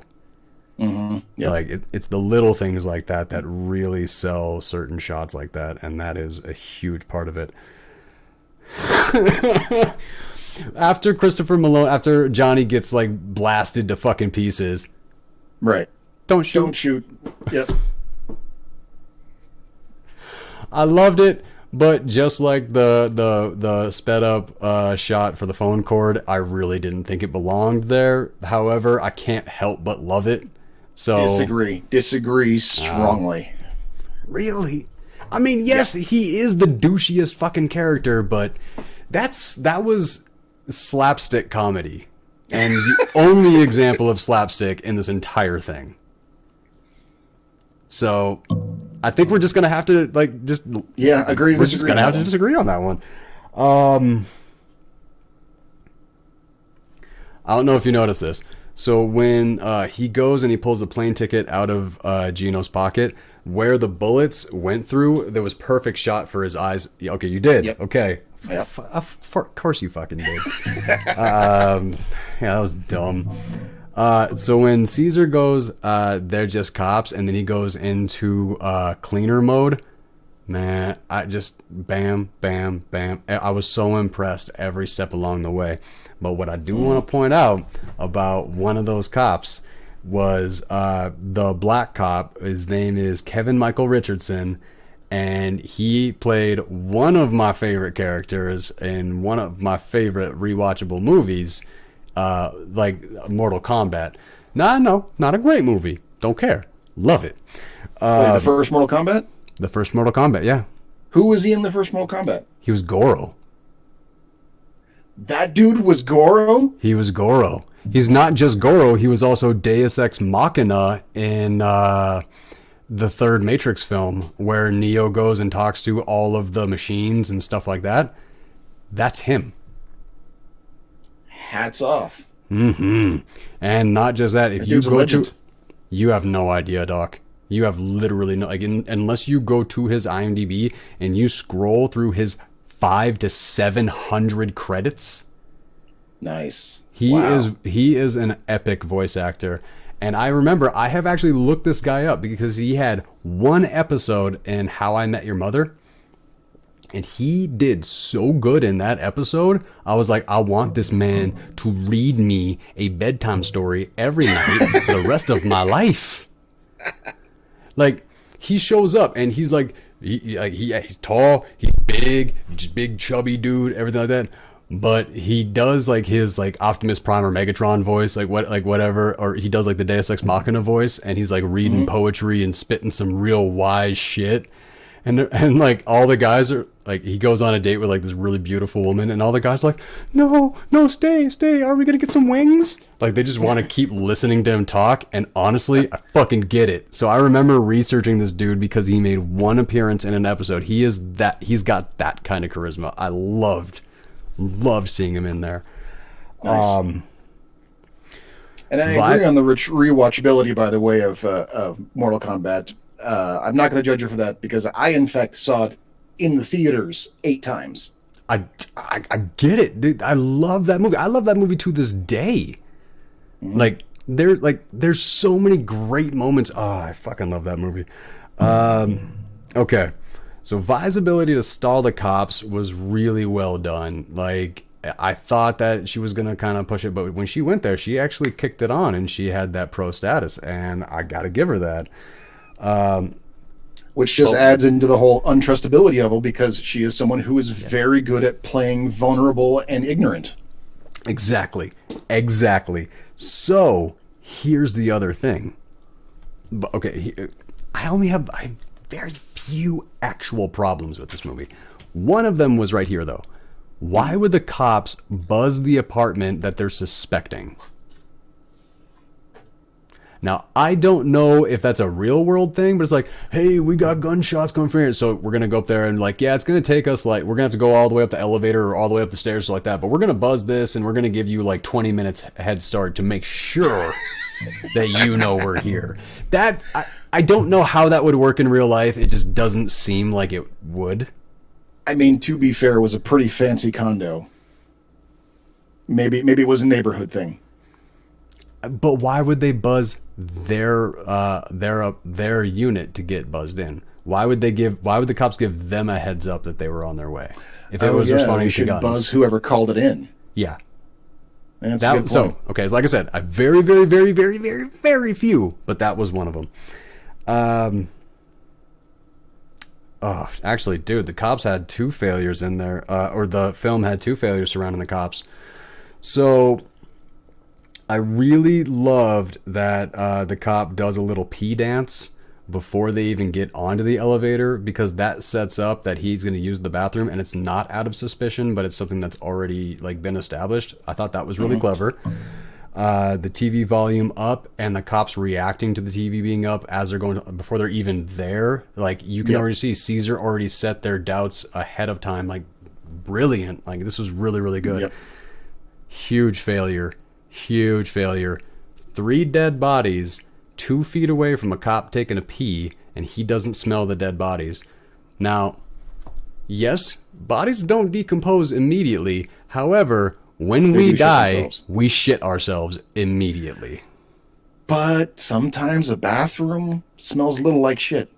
A little like shit, but not 3 fat Italian shits. Okay, all right. At least in most bathrooms. Okay. Again, maybe a neighborhood thing. Maybe it's Chicago. We don't know. I've spent very limited time in Chicago. Having lived in Chicago for a year, I can tell you there are days of the year when the entire city smells like shit.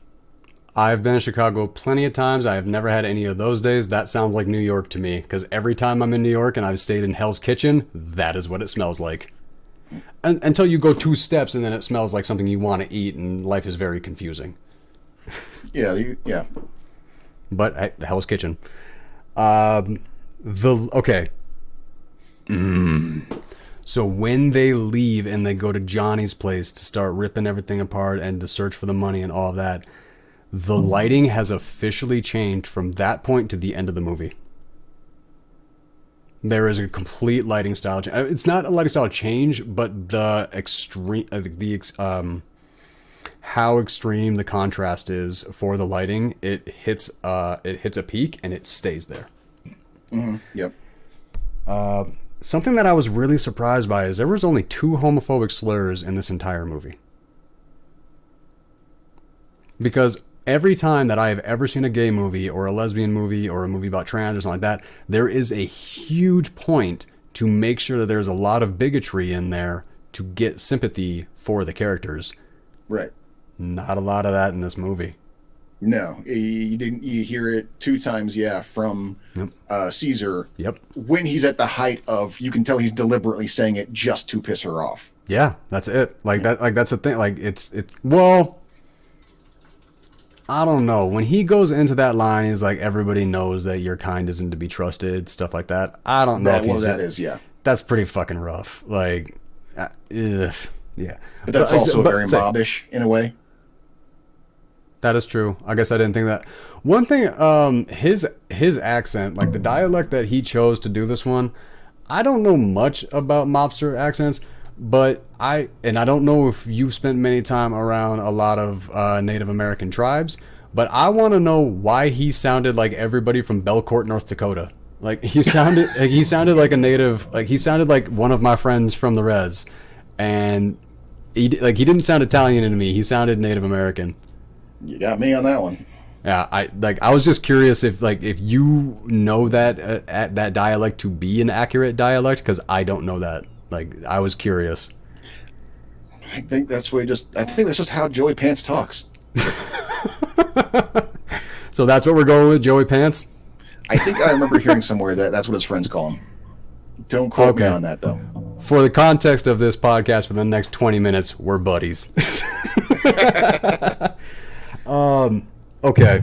So, one Caesar actually cracks over at Johnny's, and again, we have Vi C, doing like she calls him C like 3 times, but she's also like, do you see the situation? You have to run.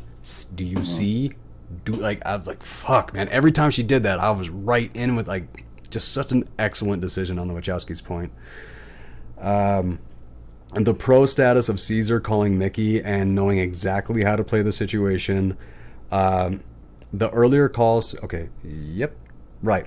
So the earlier call we talked about all of these, like, twists start with Caesar being smarter than we expect him to be. Way smarter. Way smarter. But here, I actually... I was going to save this for the conclusion, but I think this is a good place to bring in. Who's the antagonist and who's the protagonist in this movie? Well, I said before that clearly, even though she is an imperfect protagonist, Corky is the protagonist of the movie. Even though there is a good... Is she, like, or is she the 15 tool? minutes there where she's not even in the movie. Yeah, like that's... I don't think she's the protagonist. I think she's the catalyst. Oh, and you think this is all Violet's movie? I don't know if it... or Joe. Or Joey. Or Caesar. Like, because Caesar is not a good dude. However, he is set up and he is completely set to be the victim. Even though he is not a good dude, I'm not so sure that he's the antagonist. I think this is like a movie where you're sympathetic to the antagonist. Interesting. I think you might be onto something there. Like I said, like that's why I was going to leave that for the conclusion. I didn't want you to be thinking about that while I was talking. Okay. Okay. Yeah, Caesar being a pro, the earlier call, when they're busted, hearing it through the wall. Caesar's reaction when he sees her and he's like, "You?" And like he actually has that like the pure shock and everything that's like washing over him. I felt everything that he was thinking and feeling. Again, Joey Pants. It's so one thing I did like is Vi offers Caesar a way out and holds the moral high ground for a minute, but only for a minute, because the second, like, because she's going like, you did this, everything like that, this was bullshit, all this, like you rent women, like you rent this apartment, like all that shit. She was like, I don't know their fucking situation, but as far as I knew, she had the moral high ground. Then Caesar is completely correct though. They painted him into a corner and there was no way that he was going to survive. He had to do literally every single thing that he did or he was going to die. So Violet had the moral high ground there until she was like, and he's like, and she's like, "You shot Gina." He's like, "Yeah, but you fucking made me." And she's like, "Oh, bullshit." It's like, no, you were honest. You were an honest character. You were rolling with the moral high ground. You were growing shit. You should have owned that, and I would have liked your character a little more. But she twisted that around, and I didn't enjoy that. I didn't enjoy that aspect as much, but I did understand it. She's trying to fire Caesar up. I get it. Right, yeah.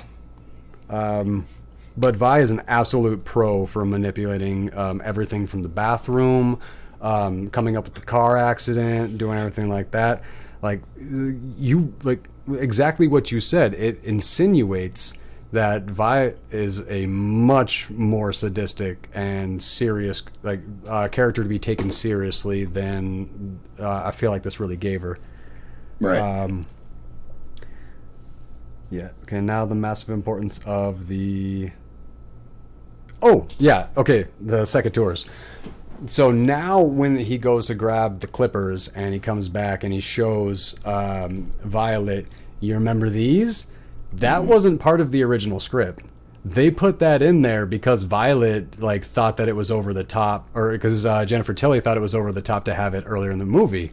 So when he comes back with them, he's like, "Remember these?" and everything like that. And then again, Violet doesn't get tested. Corky does. Right. Because it's not Corky's finger. So we never get to see Violet's loyalty tested. We see Corky's loyalty tested, and Corky doesn't even let a finger get cut. She immediately gives it up. Which, again, Corky, just every step of this fucking movie. I didn't like her lesbian acting at the beginning, but eventually she just, every single thing she did, and even on the rewatch, I didn't like the lesbian act. It was so stiff. She was trying to come off more butch than she was. I think if she Jennifer was playing a fuckboy to the max.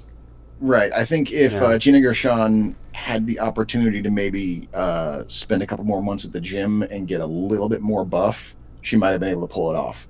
but she was So still I too don't know if soft. the insert of her hands was a body double or something like that, but she actually like like her hands, like they were working man hands. I will give her true, that.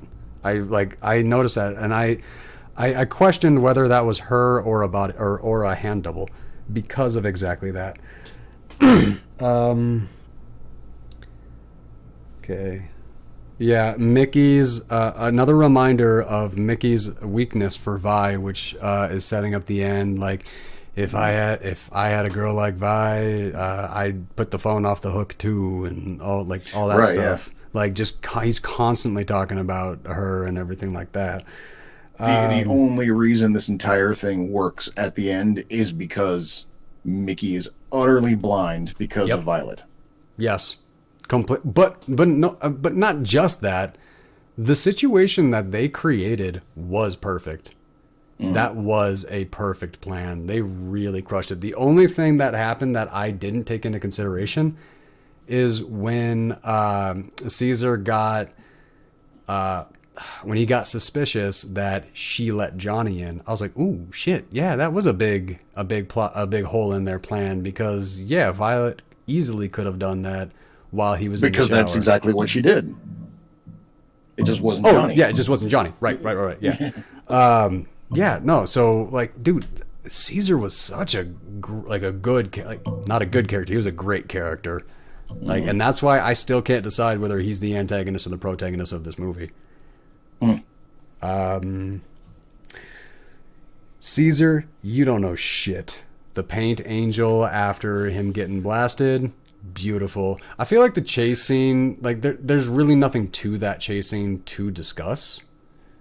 It pretty standard, except Violet does get into the elevator and calls Mickey and sets up Caesar. It basically sets up enough time for Corky to basically set up her trap, is what it is. That's exactly what it is. And it changes the location of where Caesar is, so when he dies, he's not in the apartment. So when Mickey goes back there, he doesn't find Caesar. That is right, exactly. the entire thing that purpose. And I'll tell you, as far as the use of the paint goes, I think the paint angel was good. What I liked even more was when the paint slid through the gun. Oh, when the gun slid across the floor into the paint, splattered everywhere. Yes. That to me was magical imagery. That was a beautiful shot. I completely agree. I loved it on the first watch, and when I saw it, I was actually looking forward to that shot on the second watch. So I completely agree. That was a beautiful shot, and I'm not even sure why. It just can't put my finger on it. Just loved it. Yeah, just very aesthetically pleasing, kind of like ASMR for the eyes. I don't know. When Caesar hit the ground and his toupee falls back. It's a comb over. No, it's not. No? It's a toupee?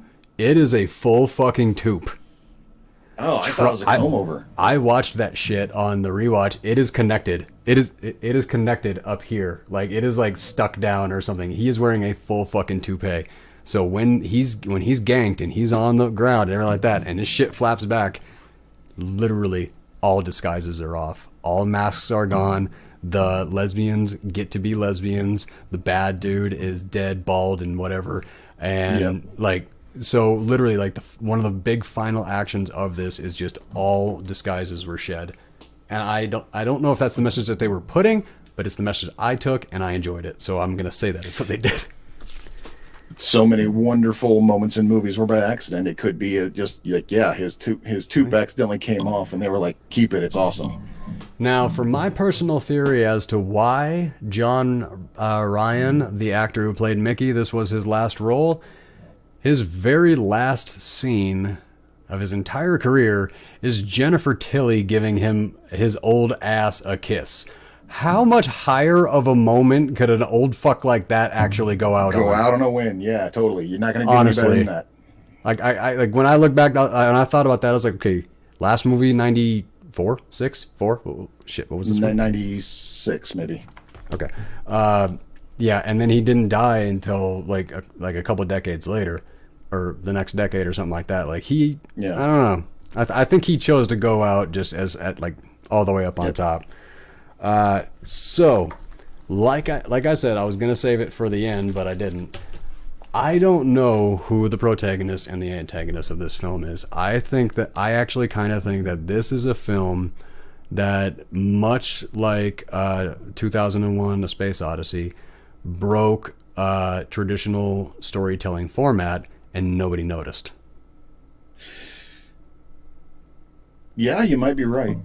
There Right. isn't any. It's kind of more. I guess yeah, in a way, it's more like four antagonists colliding with each other. Yeah, I'd go much You've more with got that. Caesar, Corky, Violet, and Johnny, all just kaboom. Hey, shit, you could throw Gino and Mickey in there too. See, I think Gino and Mickey really were just like the bystanders of this, because if True. the helpless victims, because The story they happened didn't to them. They didn't really have anything to do with it. exactly, yeah. Well, I give this. I definitely give this a win. I would absolutely recommend this to anybody. Yeah. I don't think this is a movie that is going to have a specific audience. I think this is a movie that a specific audience is going to get much more enjoyment out of it, but I don't think that this movie actually alienates any of its audience. No, I agree. You know, And like I said, when I worked at a hotel that didn't have porn, I recommended it to people instead of porn. I actually kept thinking about that as I was watching this. I was like, okay, yeah. When the dude got this recommended and it went back into the room, I bet for the first 26 minutes of this movie, he was pretty fucking happy. Oh yeah, yeah, absolutely. And here's the best part. Like I said, it was an hour in when he had to leave, and he comes at me and he says, "I need you to tell me how it ends." In this recent rewatch, I made a point to put the movie right at like the 1 hour, couple minutes mark to see Where he was about out. Where did this poor guy have to walk away? He had to walk away right after Johnny got shot. That is a terrible place So to have that to walk explains away. why he was so pissed. Yeah. Yeah. Completely. 100%.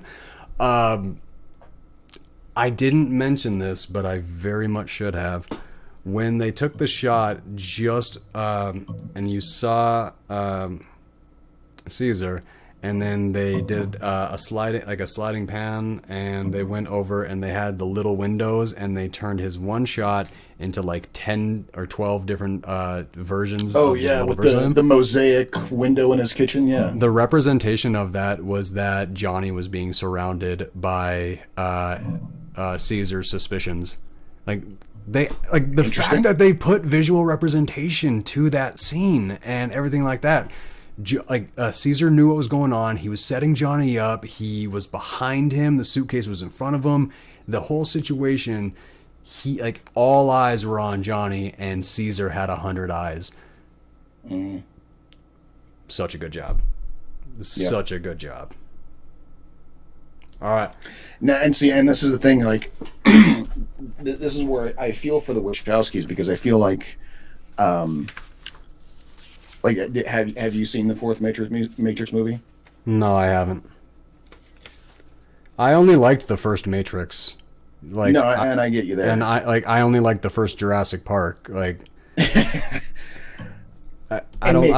I'm reading into this. I don't want to start a whole fan debate thing, but it seems pretty obvious to me that they never even wanted to make the movie. The Matrix? They even go so far as Neo's character in this new version of the Matrix. He's a computer programmer who's forced to make a sequel of a video game that he doesn't want to make. They basically say in the movie, we don't want to do this, but Hollywood's making us. I think after the failure of Jupiter Ascending and the fact that Sense8 got canceled for no reason anyone can clearly explain, I think Hollywood kind of... The show? Sense8 on Netflix? Huh? The Netflix show? Yeah, that was Wachowski show, yeah. I didn't know that. Yeah. But yeah, I think they were kind of stuck in a place where no one was willing to fund them doing anything other than another Matrix movie, and so that's kind of why they got stuck with it. That was my takeaway. I could be wrong. I don't want to start a whole debate in the chat room about it. I don't know. But I feel like they would be really well served if they went back to this. If they went back to doing low budget, really good acting, really small hardcore cast. If they would have kept in this style and dramas. kept dialing this in, they would have been the Scorseses. Like, they would have been like the Scorseses of the trans world at this point. Yep. I have to agree with you. I have to completely agree with you. Like, and the fact that since the Wachowskis have gone trans, because I looked at the dates of all of these review videos and stuff like that, these were all after the Wachowskis went trans. Okay. So people kind of took it an after the fact thing, like once they became trans, they were like, once they became trans, they're like, oh, now we need to look at their work, and now we need to see, oh, they were trying to send this, they were trying to say this, they were trying to say this, and I'm like, I'm watching this movie going, they weren't trying to say anything, they said it. Right. Yeah. Like, and and that's what I've always said, is that like this is like for everything that it is, the first act of it is the best lesbian porno ever made, and now we know why. I gotta give it. I do, but I will say. But the interesting thing is, quite possibly the greatest sex scene that I have ever seen in cinema. The actors said that it was the most technical and non-romantic sex scene that they have ever done. Like, because as they were doing it, kind of how it's supposed to be. The crane was coming, like, because like what I can't remember if it was Jennifer Tilly or Gina Gershon that said this. They're like, when you're working with the man, like, you're still a little bit concerned about, like, you want to be hot, like, you still, like, there's that little bit of your ego in there. But when it was me and her, we were sitting there with our boobs in each other's hands talking about going shopping after set closed because there was a store nearby. Like, it was very technical. It was not romantic. There was not a lot of pressure. But I did read conflicting reports on that. Some people said that it was a closed set and that before they went in the room, they were outside taking tequila shots and stuff like that. And then other reports say that it was a movable set, so they stayed stationary on the bed while they kept resetting and all that. So I'm guessing there's got to be some form of middle ground in there, because even the Wachowskis said they had to go and do, like, they had to go with one of their other takes because they acted like the scene that they did right, because of the rating thing you mentioned before. Yeah, which, are you fucking kidding me? Like, you up a rating because the performance is so good, not because you actually see boob. You come on, that's so there's a documentary about the whole scandal of the rating system called This Film Has Not Yet Been Rated, and they literally talk about stuff like that. I don't know if they mention I remember that title. Yeah. But yeah, they used a couple other examples in there, basically where the crime that the movie committed to get an NC-17 rating was basically that the woman in the sex scene looked like she was enjoying herself too much. Yep. Isn't that fucked up? Yep. That fucking stupid. Okay, so next week's movies. What do you have for me, Doc? My friend, I have for you The Paper. I was waiting to see that. I was waiting for you to do that. I was so proud of it when I worked it out. Yeah. Well, but whatever. What we have here, I'm not going to do that. Okay, fine. We have Michael Keaton, Glenn Close, Robert Duvall from The Godfather, Marissa Tomei. Everything else. Right. Marissa Tomei. And Randy Quaid, of all people. You would think he would be out of place in this one, but he's not. In fact, I would go so far as to say that this is my favorite performances of Randy Quaid, because he's still Randy Quaid. He's still, the uncle from National Lampoon, all big, dorky, goofy dude. Mm-hmm. But he's also a serious journalist. And he is somehow both at the same time perfectly. All right. Yeah. This is a very low stakes day in the life of America type movie. All right. And every performance is gold, including the background actors. That's a bold claim. I'm looking forward to it. All right. I have seen. So this just movie imagine over that 100 times. something right here says Kung Fu Hustle. Kung Fu Hustle. You think I haven't seen Kung Fu Hustle? I saw Kung Fu Hustle in the theater. Yeah, but way too many people haven't. And honestly, Doc, come on, man. What am I going to have here that you haven't seen? Like, there's... The last two movies so far. That might be the only two movies I had. Okay, right. Okay. Actually, I'm going to switch it. Dutch with Ed O'Neill. Dutch. I remember that movie, and no, I have not seen it. Okay. All right. All right. Now, I guess I got 3 weeks worth of material. Okay. But Ed O'Neill, and he is very much your everyman, but he is your everyman who became successful. And he meets this woman, he falls in love with this woman, and she has a kid. Well, her kid is an absolute piece of shit. So he wants to spend his holiday with his piece of shit dad and all this, but then he bails. So Ed O'Neill, Al Bundy, loads up in the car and drives across country to pick this kid up and then do a road trip back across country to be with his mom. Lessons ensue. Okay. And family comedy type movie.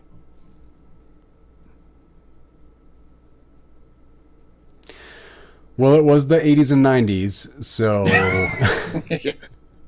I'm just remembering National Lampoon's European Vacation, and that's not family friendly. No, I guess not. So that's... Well, then we go back into the 80s for National Lampoon's Vacation, the original one. Did you ever see that one? Yeah. Okay, all right. Oh, God. That's dude, not family-friendly either. No, National Lampoon is not a family-friendly production studio. That is not a thing. Wait, However, is Dutch National Lampoon? No. Okay. But we were talking Vacation and like that era of movies. Okay, so it's in that vein, though. No, more serious. More serious. You'll see what I mean. Like, Okay. Like this movie, if you take out a couple scenes, fine to go on TV, no problems, anything like that. But it's just those couple of scenes that make it. Gotcha. Like, okay, these are the scenes for Dad. Like you could definitely tell. I don't want to say what the scene. I have it perfectly playing out in my head, and I don't want to say it. So all right. All right. So Do you want to see if I'll guess which one you're talking about when we talk about it? You're gonna. It won't be a mystery. Okay. It really won't. You got this. All right. Okay, so that'll be. You may have to watch the paper like a couple of times. I automatically for what we're doing here, I'm setting myself up to watch. If I haven't seen it, I'm definitely going to watch it twice. Okay, yeah. No, this is because when you talk about even when you talk about some of the foreshadowing and double entendres and stuff of Bound, this movie's got a ton of that going on too. Really? Yep. Maybe not as much of the double entendres, but definitely the foreshadowing. I will say there was not a wasted frame in Bound. No. Well, there's not a wasted frame in this one either. This is directed by Ron Howard. This was I know he's mostly famous for Backdraft, but I think this one is Ron Howard is famous for his whole career. As a producer, but as a director, that's something different. Well, true, but I mean, he started off as Obi. Well, yeah, there's that too. Yeah. Ish. I never watched that show. I just remember hearing people talk about it when he became a director. Really? You didn't watch that show as a kid? See, that's what I was saying. Like when I was a kid, I was watching Nick at Night, so I saw all of Ron Howard. I've watched his entire career. He was in the Andy Griffith Show, and then he went on to Happy Days. Like I've been watching Ron Howard since he was a baby, pretty much, which is fucking weird, man. Which is weird because he's like 3 times your age, yeah. And I think his daughter is exactly my age, or a little bit younger. Okay. She was one of the stars of Accepted when I was still in high school, and she was playing a college student in that movie. I think she might actually be older than me. Okay. And she looks way better than me. And she always has, but I don't mean like better as in physically attractive, but damn, she's like healthy as hell. She gets the union insurance, so. Oh yeah, and I'm rolling with that good old veterans insurance. Right. We got some duct tape in the back for you. You're good. All right. So next Thursday, 7 p.m. Mountain Time. Jonathan Ems Fingers and crossed. Bradley Hackworth will be back with you guys, and we haven't dropped a single frame since I screwed those antennas in, so I think we might be okay from here moving forward. Yeah, you should still get that cable though, just in case. I think that'll be the better way to go. I think you should turn off your autofocus too, because you've been going in and out of focus ever since. That is actually the AI in the webcam, and I'm not sure how to turn that off. Yeah, because when I adjust the camera, it doesn't adjust the focus, it adjusts the lighting. Interesting. So, yeah, I have some things to figure out, for sure. Okay. All right. Find a manual or something. It's in the box. Yeah, I know. I'm one of those guys. I know. Okay, so next week, 7 p.m. Mountain Time, and The Paperboy and Dutch. No, not The Paperboy. The Paper. Oh, sorry. When you said The Paperboy is an entirely separate movie. That's a movie? I know the song Paperboy by Diddy. I'm 90% sure that there is a movie called The Paperboy out there, and I think it's a horror movie. The Paperboy is a serial killer in that one. I think. I might be watching that as a bonus this week. Okay. All right, Doc. I'll see you, or we'll be back on next week. Thanks, guys. All right. Adios.